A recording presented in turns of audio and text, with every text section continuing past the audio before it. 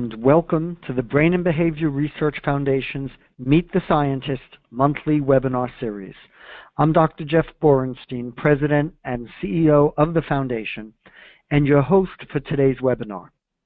Today, Dr. Stephen Marder will present research updates improving functioning in schizophrenia.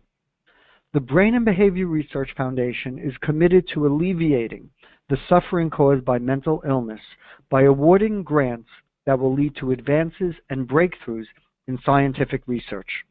The Foundation is the largest private funder of mental health research grants. Since 1987, the Foundation has awarded more than $380 million to fund more than 5,500 grants to more than 4,500 scientists around the world.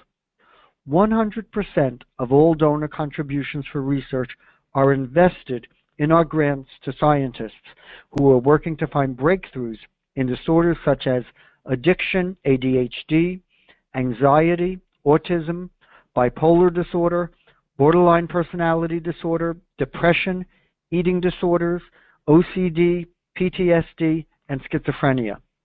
I'm delighted to introduce Dr. Stephen Marder. Dr. Marder is Professor of Psychiatry and Behavioral Sciences at University of California, Los Angeles. Dr. Marder is also a member of our Scientific Council and the 2016 Lieber Prize winner for Outstanding Achievement in Schizophrenia Research. Dr. Marder also was a 2011 Foundation Distinguished Investigator. Today's webinar will begin with his presentation. This will be followed by a question and answer period. To submit your questions, please use the Questions tab on the control panel of your screen. Feel free to submit your questions throughout the presentation, and following the presentation, I will present as many questions as time will allow. And now, I'm pleased to introduce Dr. Stephen Marder. Steve, the floor is yours. Thank you very much, Jeff. And, let me just add that I'm incredibly grateful to the Brain and Behavior Research Foundation. They've played a major role in setting a recent direction in my research, and they've done the same for many of my colleagues at UCLA and elsewhere. So I'll start off by just showing my disclosures. And then I want to kind of set up how I ended up in this research direction. As I've communicated with many patients and their family members, I learned that when people come to healthcare providers to get schizophrenia treated, they're not just interested in controlling symptoms like hallucinations or delusions.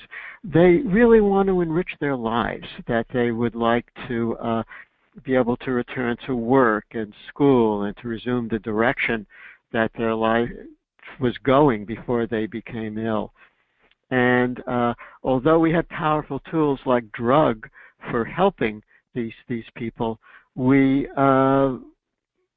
weren't adequately successful in helping them reach their own personal goals.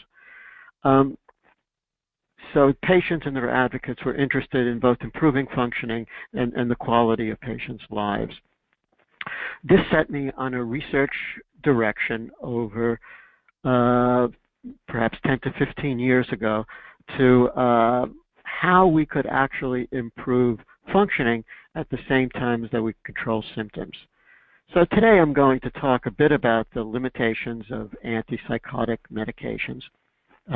I think we have ample evidence that antipsychotic medications are effective for reducing the most severe psychotic symptoms such as hallucinations and delusions, but they're relatively ineffective against some of the impairments in functioning that people with schizophrenia have.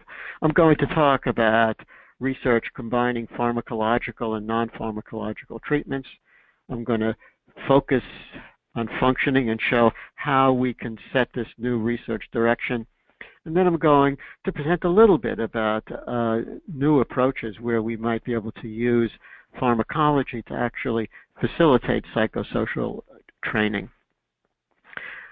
To start with just a little bit of history, earlier my research focused almost entirely on finding better drugs for schizophrenia. But I was approached by others, including a colleague at UCLA, Robert Liberman, who convinced me to design a study of social skills training, since he was enthusiastic about his results. So we did a 2-year study, and I was both surprised and grateful to learn that this treatment was effective. And what was interesting was that it wasn't as if drugs and psychosocial treatment added to one another. They actually did different things. That what the drugs did from our research is they reduced psychosis. What the social skills training did is it actually improved the social adjustment of patients. And this was extremely gratifying. This is a figure from one of those studies in which we compared what was then a new antipsychotic, now it's not so new, risperidone, with haloperidol, with different levels of skills training. And what we learned was that the better pharmacology, a drug with what seemed to have fewer adverse responses, fewer side effects, that patients were more likely to continue their training. So that emphasized to me that antipsychotic drugs for schizophrenia aren't the treatment, but they're a foundation on which other treatments could be built, and that adequate pharmacotherapy is nevertheless important. From this, we went on with my group, which includes my very close collaborator, Michael Green, to look at the different components of the illness that can contribute to impaired functioning. And in this slide, I show that what we consider the domains of functioning are things like being able to connect with your family, to fulfill family responsibilities, also to be able to work and engage in productive activities. Both social connections and these work and productive activities are what patients are looking for. A body of evidence suggests that there are 3 major determinants, and I'm going to describe each of these. One of them is cognition, things like memory and attention. The other is social cognition, which I'll describe in greater detail, and motivation. And I'm going to describe that as what's considered to be the negative symptoms of schizophrenia, which lead to a lack of motivation. So on this next slide, this is work by my colleague, Michael Green, which shows that the impairments in cognition, the problems in memory, both remote memory and immediate memory, executive functions, vigilance or attention, that all of these are strongly related to functioning. That could be ability to function in the community, to engage in psychosocial rehabilitation, or in the kind of skills that people need as they try to get through life. And in fact, these relationships between cognition and functioning were substantially stronger than those between related to psychosis, hallucinations, and delusions. So, for example, studies have shown that the severity of psychosis is probably related to how often a person is hospitalized, but it's not related to whether or not they can return to work and school, or at least the relationship is relatively weak. The next area that we looked at was the domains of negative symptoms. Here, this describes those domains. They consist of affective flattening, a lack of having a monotonous voice, a lack of gestures, speech quantity. Sometimes people with schizophrenia will have a minimal amount of speech. The anhedonia, which is an inability to experience pleasure from normal activities, avolition, a lack of sort of goal-directed behavior, and asociality, or a lack of interest in social relationships. In general, these domains of what I'm going to call negative symptoms can be subsumed under two main categories. The first is a lack of expressiveness, which many people with schizophrenia will show, and diminished motivation and pleasure.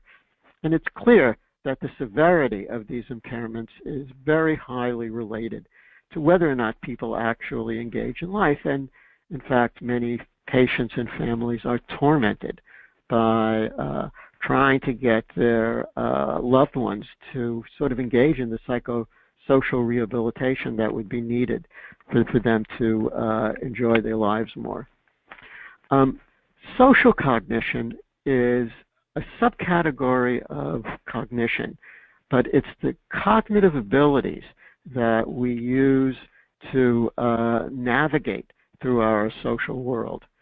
It's being able to recognize social cues, to understand the emotions and feelings that other people have, to be able to sort of mentalize or to sort of put yourself in somebody else's shoes and understand what they may be experiencing, and to be able to regulate our emotions as we go through life, to be able to control them and modulate them so that we can be successful. Now, these domains are not each sort of independent categories, but they sort of work together. This is a study from our laboratory at UCLA where we actually looked at the relationships between the ability to process information, social cognition, and defeatist beliefs.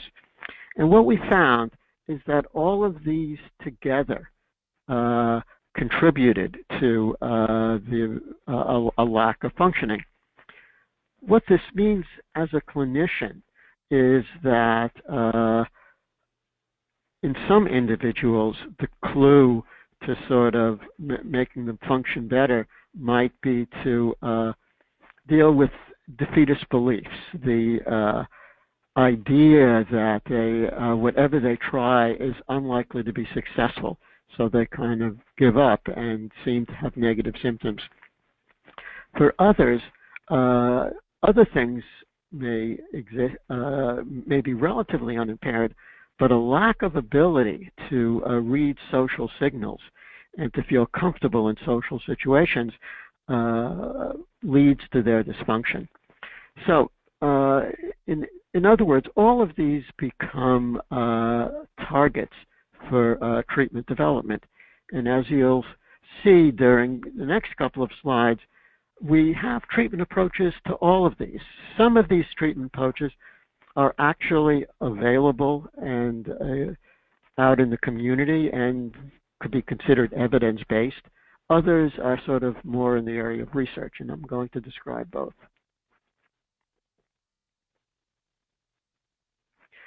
So first, let me talk a little bit about cognitive impairment.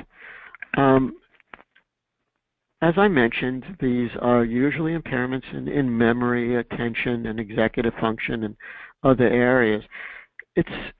There's not a single area that's impaired in schizophrenia, but people with these impairments tend to have deficits in multiple areas of cognition, so it's more of a generalized impairment. Schizophrenia is not a dementing disease. These cognitive impairments are there when a person develops the illness, and they usually don't progress. In addition, there's evidence that in many individuals, cognitive impairment can be detected as early as the first grade or during early childhood. So they tend to be long-standing in some patients, but not all of them. It's interesting. Virtually every person with the illness has some degree of cognitive impairment. Some of you may recall the film A Beautiful Mind about John Nash.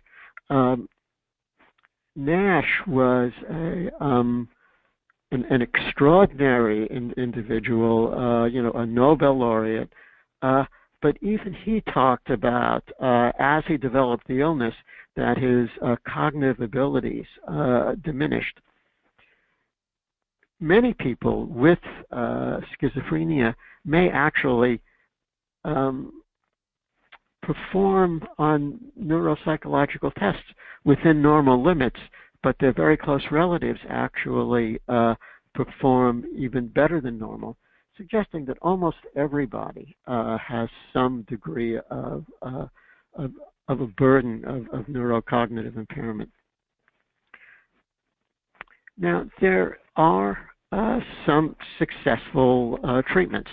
Part of my research has been looking for a drug that would improve cognition, and I'll show you a little bit later that search has been not entirely successful.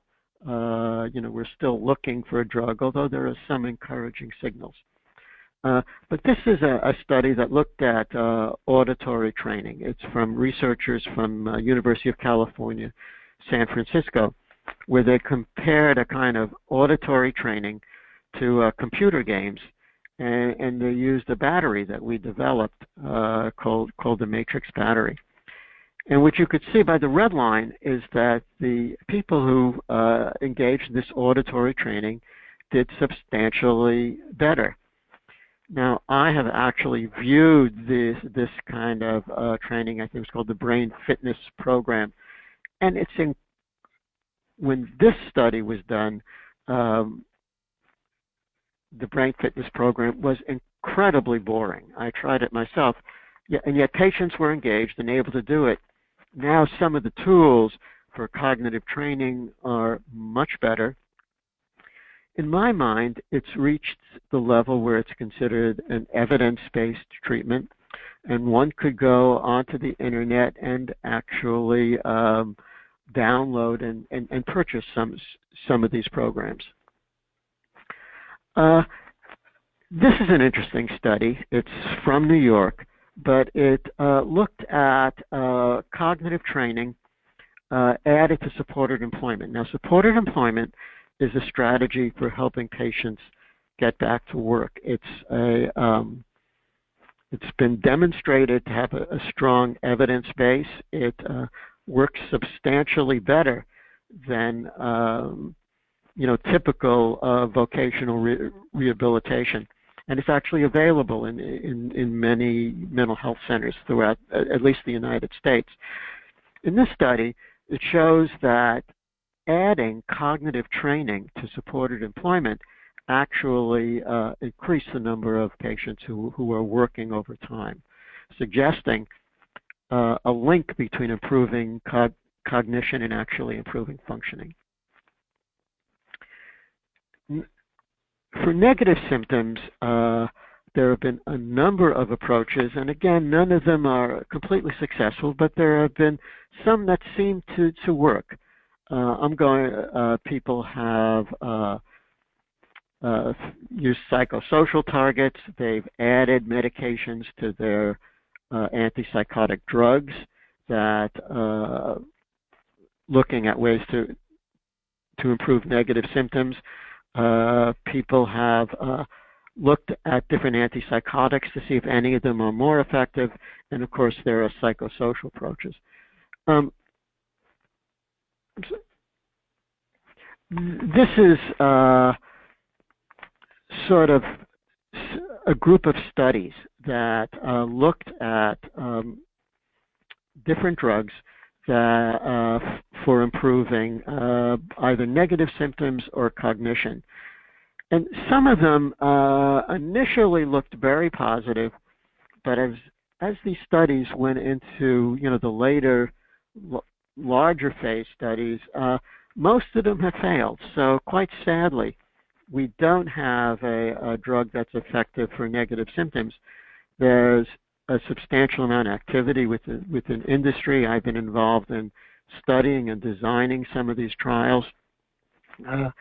It could be the fact that when these trials went into these large late phase studies, that these studies weren't well conducted, so that the smaller, more focused studies were better than those where they had 300 sites all over the world.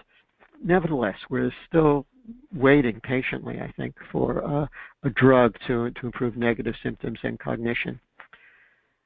With that said, there's some hope. This is from a recent study in which that I helped design, in which a newer antipsychotic, cariprazine, was compared to risperidone for patients who had severe negative symptoms. And what was interesting, in a scale that measured negative symptoms, cariprazine was more effective. What's even more interesting is that this effect of the drug seemed to actually lead to a functional improvement. On the vertical axis is a scale called the PSP, which is really a scale that looks at different areas of functioning, instrumental functioning, social functioning. And patients who received the drug, which seemed to be more effective for negative symptoms, actually did better insofar as their functioning. There are a number of psychosocial treatments that are available have actually been shown to improve negative symptoms. People who get social skills training seem to get more confidence, and it helps them re-engage. People who get cognitive remediation actually have been shown in some studies to show improvements in negative symptoms. Cognitive behavior therapy for psychosis, which is widely available worldwide in many settings. It's a kind of individual psychotherapy that focuses on psychosis, but a secondary effect is improvement in negative symptoms. And different kinds of neurocognitive behavioral social skills training have actually been shown to improve negative symptoms, particularly when they focus on negative symptoms. And I could show you one study that showed how a kind of a cognitive behavioral approach improved negative symptoms. This was a study done in Philadelphia by, the senior author was Aaron Beck, who actually developed the different kinds of cognitive behavior therapies. It focused on patients who were relatively low functioning and really focused a lot on what I talked about earlier, which was defeatist beliefs.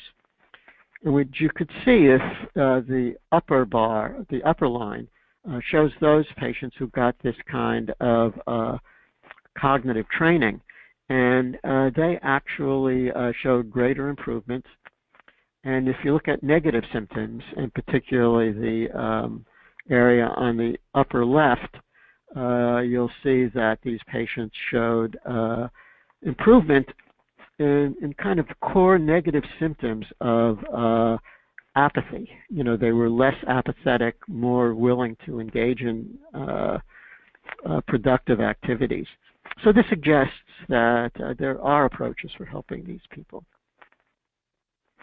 Now, I'm going to spend the rest of my time talking about social cognition, and in particular the work done in our laboratory by my colleague Bill Horan, who has received support from BBRF, and Michael Green, who actually received the Libra Prize along with myself and has been a very close colleague. So again, for this area of social cognition, and I think that many of you who either have schizophrenia or are close to somebody who has the illness can recognize that patients often talk about their difficulty in dealing with very complex social situations. A number of treatments have been shown to improve social cognition that aren't directed at social cognition. But I'm going to talk more about targeted treatments, and we're not the first who have studied this. It's been done by other investigators in the United States as well as in Germany. So the study I'm going to describe included outpatients in Los Angeles who received a treatment called SCST, which is Social Cognition Skills Training. It was a group-based treatment. Patients participated in a group twice a week for a total of 30 sessions.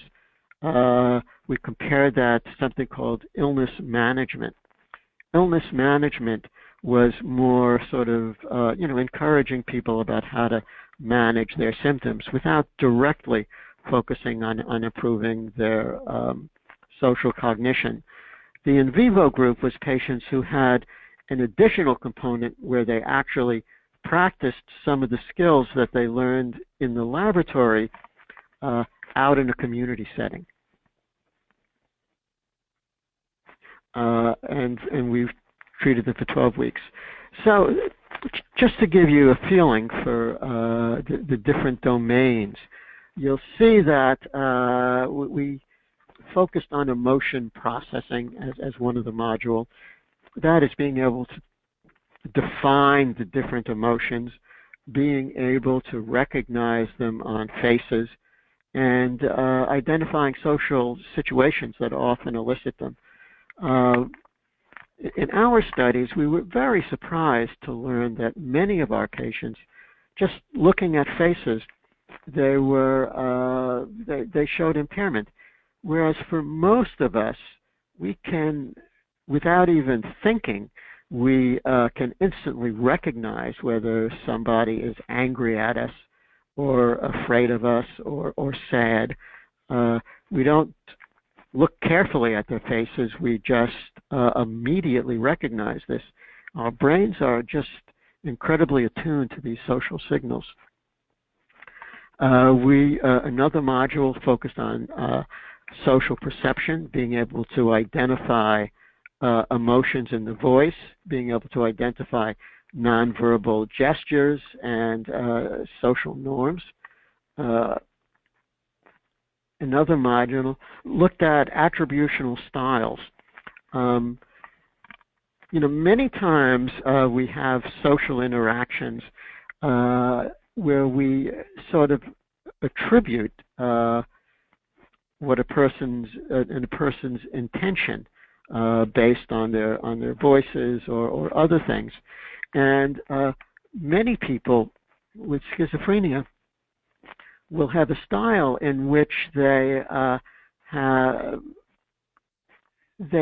seem to feel suspicious of people's intentions, that they might tend to jump to conclusions in ambiguous social situations, believing that somebody has some kind of negative intention toward them.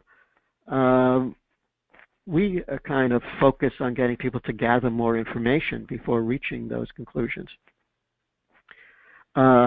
We also focus on empathy, the ability to understand how people feel by listening to what they say and their emotions and looking at context. We have found that this is perhaps the most difficult skill to teach. That if you think about it, one has to look at somebody, experience another person, to look at what they say, the tone of voice, whether they're using sarcasm, to sort of put ourselves and experience what they're feeling. And I'll show you some new approaches that we have for improving, for teaching empathy. And of course, understanding intentions. That oftentimes people with serious mental illnesses are unable to distinguish between sincerity and sarcasm, and that this leads to extraordinarily awkward social situations. We sort of teach them to do the detective work to make sure that they understand when people are being sarcastic. So we work in the skills training is highly structured. We target the treatment to all of these domains. It's a skill building approach. We use exercises and different training materials, and the patients actually rehearse learning about these skills. For the in vivo exercises, we actually bring our people out into the community, where this was just done in 4 small group sessions where they'd go to things like coffee shops and cafeterias, and they would sort of look at other people and try to understand their intentions.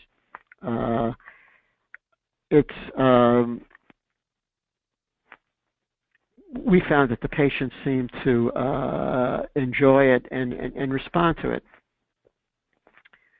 So let me show you the results.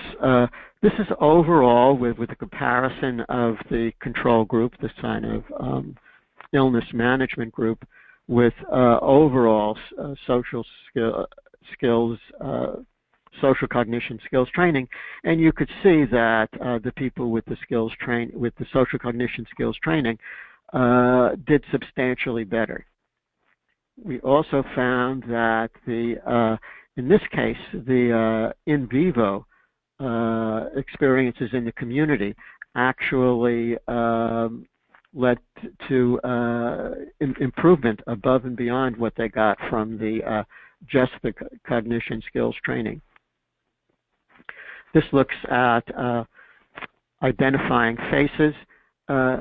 This is a skill that's probably not that difficult for many patients to learn.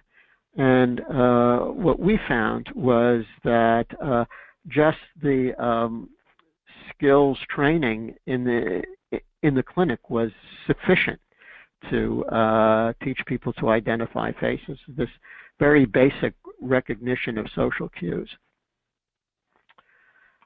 For empathy, for empathic accuracy, it was actually the in vivo experiences were particularly helpful, and this was the only group in which we found an effect. The way that we measured empathy was interesting.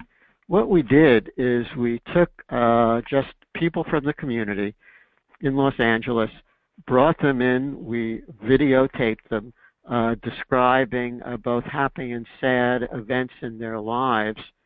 We then had them evaluate minute by minute how they were feeling when they actually described these experiences that they had, and that was the standard by which we judged empathic accuracy. Then we brought in, for the patients, we actually had them look at the same videos and compared what the people were actually feeling to what the patients were able to detect. And what one can see is that this training did improve our empathic accuracy in our patients. Nevertheless, we have found in this study and others that empathy is something very complex, and many people have trouble learning it. And this got me interested in the area of whether or not, if we take an individual who has difficulty learning these kinds of very high-level skills, whether we could help them with a drug. This has actually been found to be helpful in other areas of training, where giving a drug can help people in other kinds of training interventions, like learning to, deal with phobias and people with post-traumatic stress. There's been some evidence that particular drugs might help them learn more quickly. The drug that we chose was oxytocin. Oxytocin is a hormone. It's a small peptide which actually is, it's normally secreted. It's it's used as Pitocin to induce labor in women. It's actually higher. Women who've just given birth have high levels of oxytocin, which sort of, in almost all mammalian species, promotes the bonding between the mother and the newborn, and actually promotes lactation, milk. What we have found, what others have found in research, is that when you administer oxytocin to humans, that it tends to focus the mind more on social information as compared to non-social information. You can't take oxytocin by mouth. It has to be taken as a nasal spray. So we wanted to evaluate whether administering oxytocin before a session of social cognition training would actually improve learning. And our focus was on the particular skill that we had the most trouble with, which was empathic accuracy. Sorry. So, my first study in this area was actually funded by BBRF, for which I'm very grateful. The question was, by giving oxytocin and increasing the salience, the importance of social information, would this facilitate learning? This is from a paper which showed the results of this study. But if you could imagine that we evaluated social cognition skills, we then randomized patients to receiving either oxytocin or a placebo. The patients who were assigned just before the group, and if you could imagine patients waiting for a group in an anteroom, and the research assistant would go to each one of them who had a particular nasal spray. They would take the nasal spray. It was drug or placebo. Then they would go into the group, and it was only 12 sessions, and the only time that they received the oxytocin was about an hour before the group, because it takes about an hour for the drug to have its maximum effects. And we actually found, as you could see from this slide, that oxytocin was able to improve empathic accuracy. We've, after this initial BBRF study, we were successful in obtaining a grant from the National Institute of Mental Health. We did the first part of that study and found that we can actually show how oxytocin affects the brain. We looked at a particular signal using EEG, where we'd put electrodes on a person's head and then measure particular waves. And we found that those people who received oxytocin seemed to have a particular increase in a brain response, which is actually related to processing social information. By finding this, we're now doing a much larger study where we're comparing oxytocin to placebo and looking at whether or not we can use the effect of oxytocin on the brain to see whether or not it could work for skills training. The other thing that's very interesting about oxytocin is our patients can't tell that they received it. When we ask patients in these studies afterwards, they feel that they got oxytocin or a placebo, that they were unable to tell. So it's a drug that's virtually free of side effect, and yet it does seem to orient them towards social information. So in closing, I've tried to demonstrate that there's research going on in our group and elsewhere that's leading to some positive results, that showing that treatments, both pharmacological and psychosocial, are able to improve functioning. I've tried to show that antipsychotic medications are probably important insofar as setting the stage for psychosocial treatments, but they themselves are not the treatment. They are merely something that enables the treatment. We're still looking for drugs which themselves would improve functioning by dealing with things like cognition, motivation or negative symptoms, and social cognition. I've also tried to demonstrate that some of these treatments are already available. The ones that I consider really out there that patients can take advantage of are things like social skills training, cognitive behavior therapies, and cognitive remediation. Things like our social skills training, social cognition skills training, seem to be very promising, and we hope that they'll be more widely disseminated. And finally, in the future, I think there's hope that we can prescribe medications, and that these medications will be helpful to people, and that they'll facilitate psychosocial treatments. Anyway, I will stop there and go to Jeff Borenstein, who I think probably will do the questions. Yes, I will.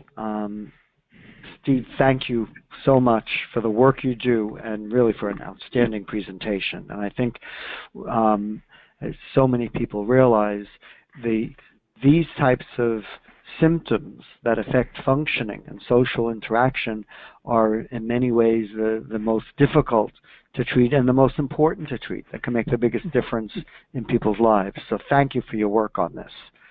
Thank you. One of the questions a number of people ask is, can you give specific suggestions in terms of treatments that might be available online, so that people who live in geographic areas that are harder to get to these treatment centers can do that? Are there any specifics that you could recommend?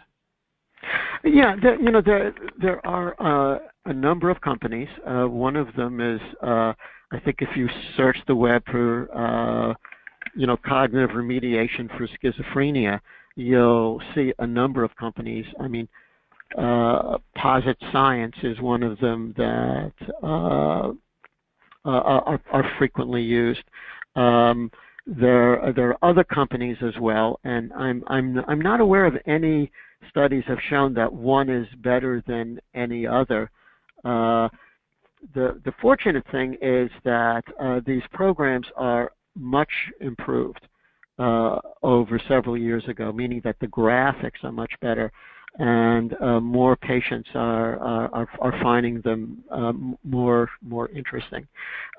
If you also go to search on the web for things like neuroplasticity treatments for schizophrenia, you'll probably find a number of hits or companies.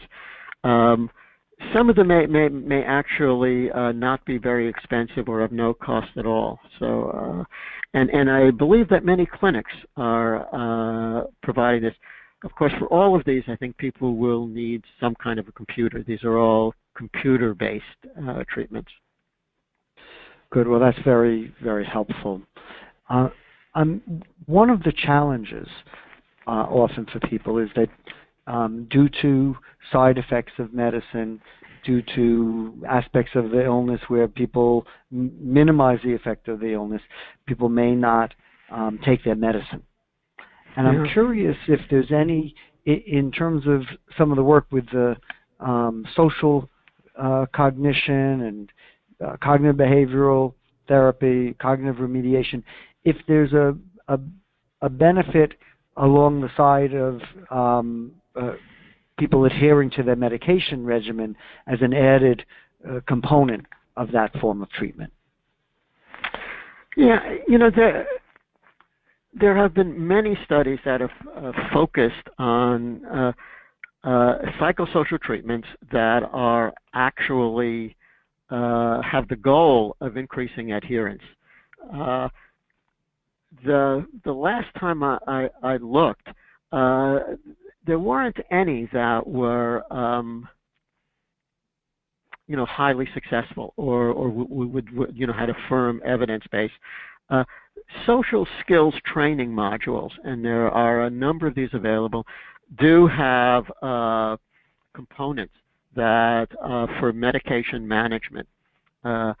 There's one, for instance, in a manual by Alan Belloc, and also the work of Robert Liberman, that both of them teach patients some of the skills that they need to manage their illness.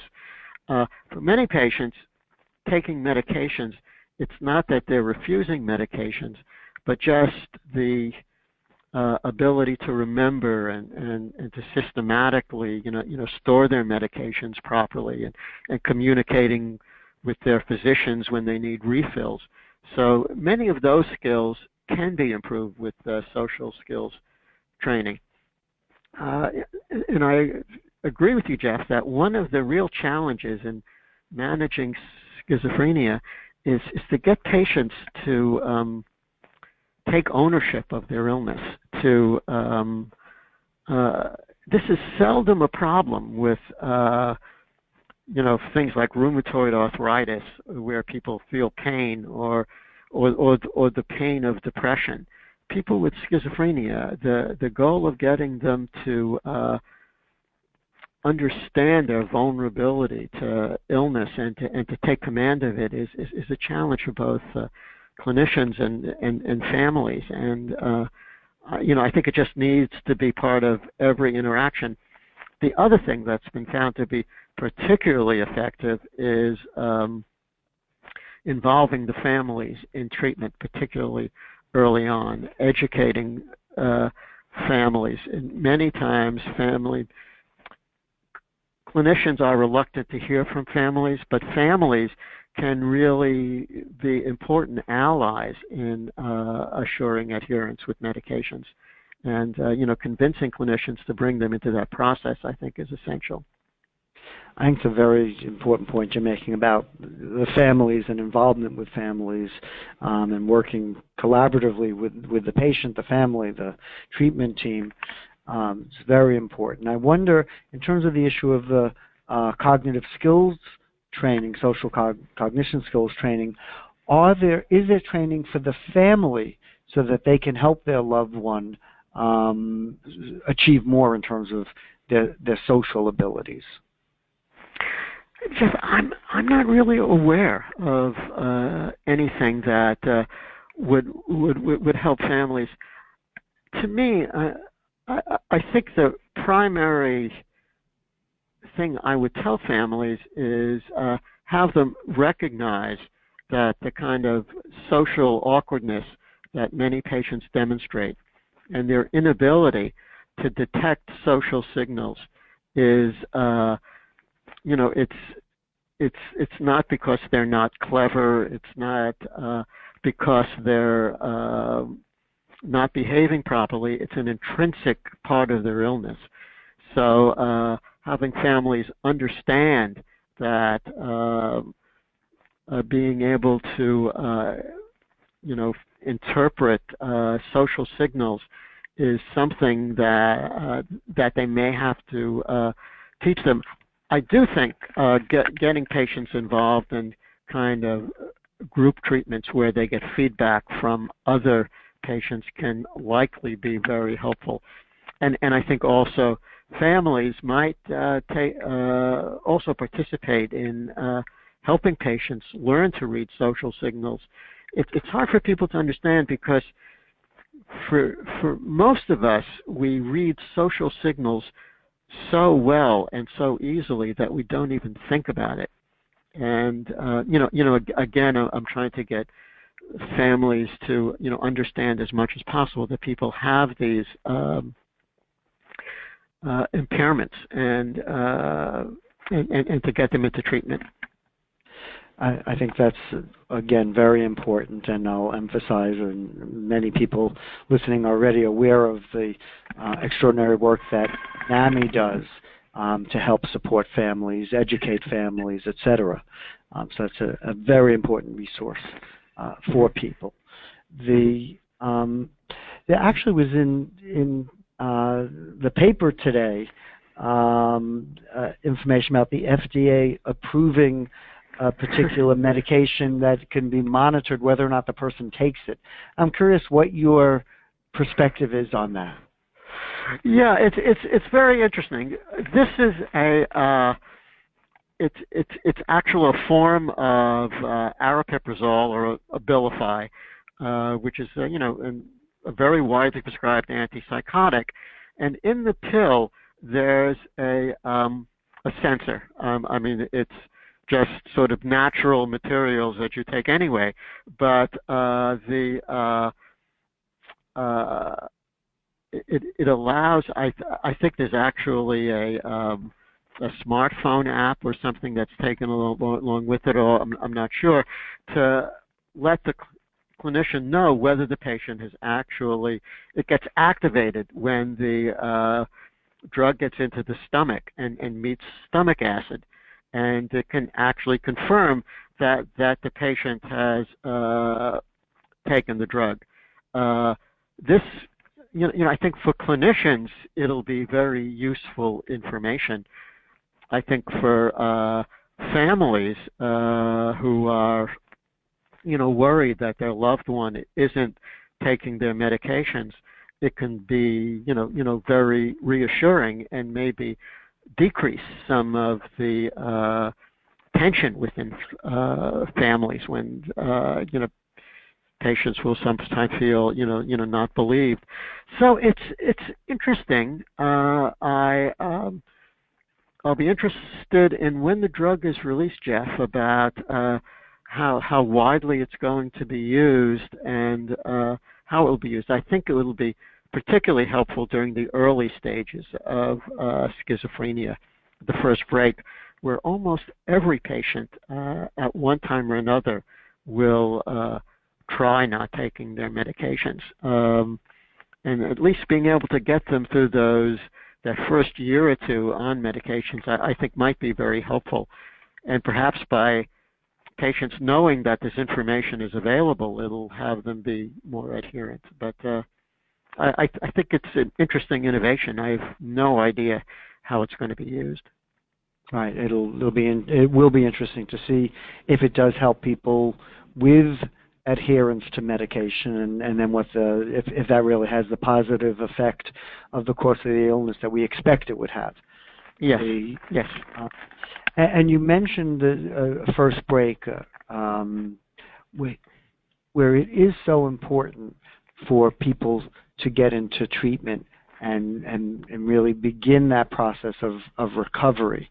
And I'd like there are people listening now who have a loved one who may be at that point in time. Maybe they're showing some early signs. Maybe they've had a first break. What do you say to family members so that they could do the best in terms of helping their loved one? Well, I think the first thing is that most first break patients do very, very well, and that they're able to get back to, in most circumstances, back to work or school. I think probably one of the most important studies during the past several years was the NIMH RAISE study, which showed that by a kind of complex intervention, which includes both a high-quality drug management, involvement of families, helping patients get back to school and work, and sort of promoting resilience, could be actually delivered in community mental health centers all over the United States using Medicaid.